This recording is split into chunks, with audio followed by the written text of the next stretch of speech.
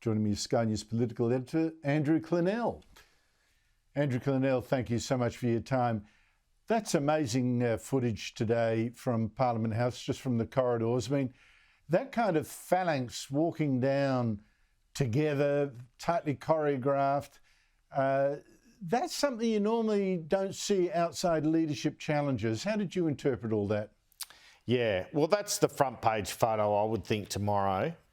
And let's really sort of analyse it, Andrew. You've got Taylor and Hastie, the two protagonists, the two guys who want the leadership against each other, against Susan Lee, joining together as if to say, look, we both want the top job, but we want to get rid of net zero more.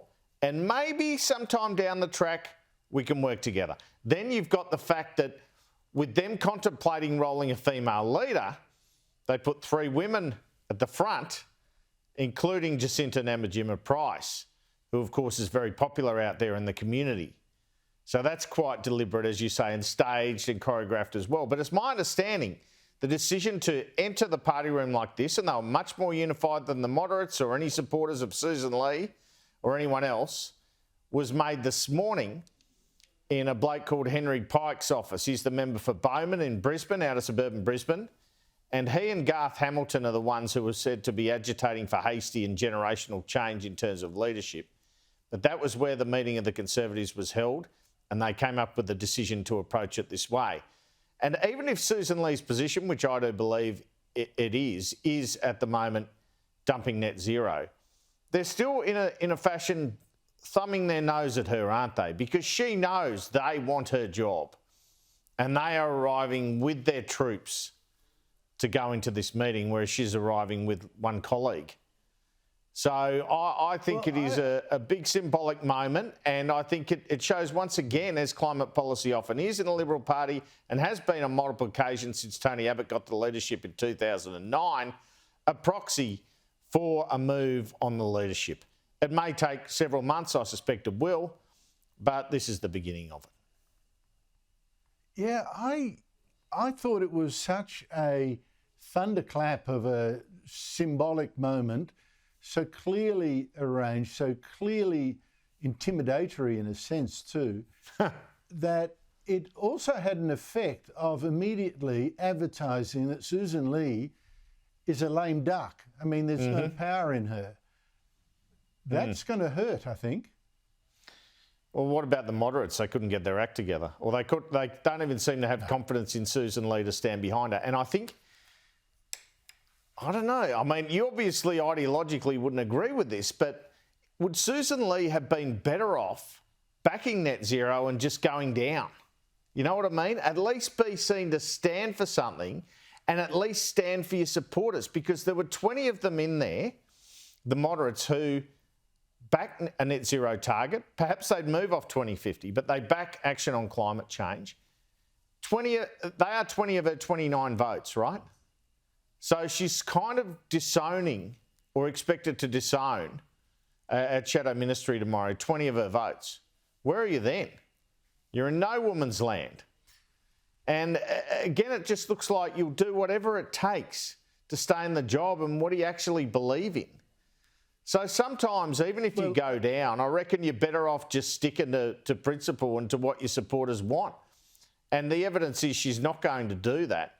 She's just trying to save her leadership. And she would say, well, I've got to save the coalition. I've got to keep the Liberal Party together. But does it make her look strong? Does it make her look like a leader? Will she be up there advocating for something her supporters don't want? How does that work long term?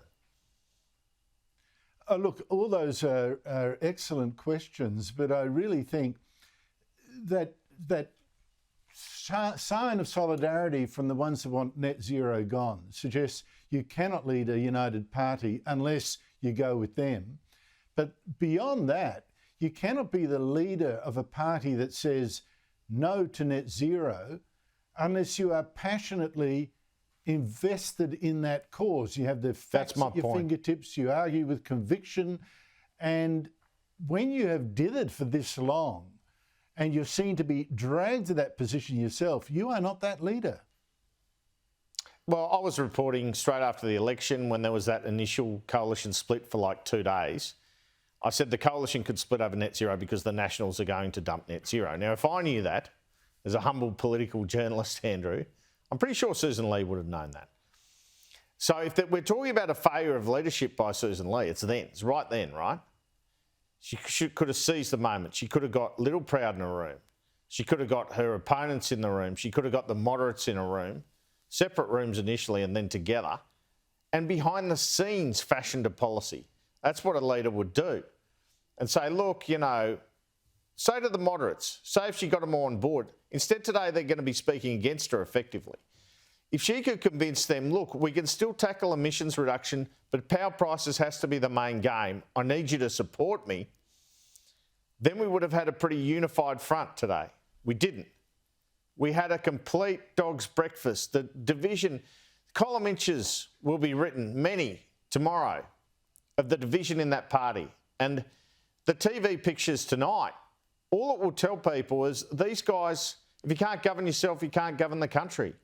So I think if there's a failure of leadership, it's at that initial point. Susan Lee, instead of saying we're going to have a 6-month to 1 year review on this issue, which just opened the door for division and opened the door for the Nationals to front run, she should have spent every waking moment at that time at the beginning of her leadership trying to sort this out and trying to get everyone on the same page.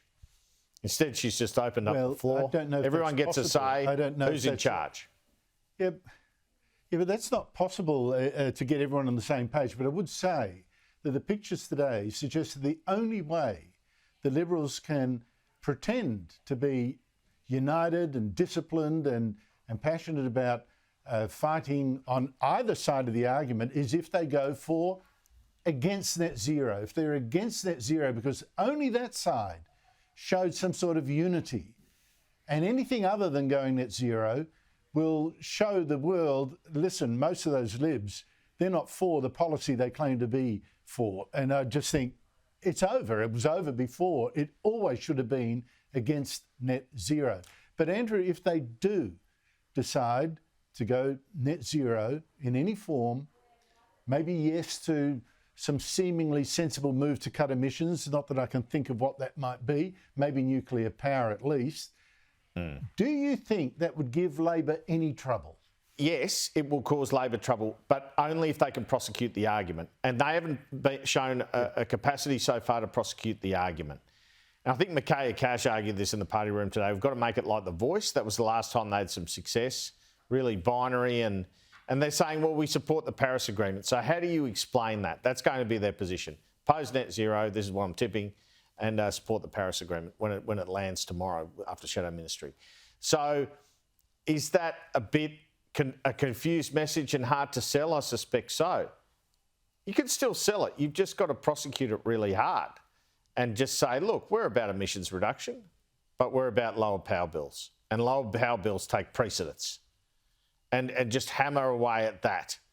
And just hammer away at the fact, look, when China, we're moving the same as the OECD countries. You know, that's what we should be doing. But if you keep it simple to those messages, then you've got a chance. But so far, they just haven't been able to show themselves as able to prosecute. And look, I've got to say the three main contenders, Lee, Taylor and Hastie, you know, Lee and Taylor have some skin in the game in the sense that Taylor was the minister when they signed up to net zero. So if he was leader, how do you reckon that would go in the parliament or indeed in an election campaign? No. Hastie, he's had some blunders recently, so he's put himself on the back foot. But he is someone who could genuinely say, this is what I believe, this is my conviction. And perhaps down the track, Andrew, that gives him a little advantage over the other two when it comes to this debate and leading. Well, maybe, but it'd have to be nimbler on his feet in argument than has shown so far. But it's interesting to draw the parallel with The Voice. Of course, leading that and making it very binary was Jacinta Nampijinpa Price, with passion and conviction. That kind of figure, I'm not saying her necessarily, but that kind of figure is the only person that can help the Liberals now. Andrew Clennell, thank you so much for your time. Thanks, mate.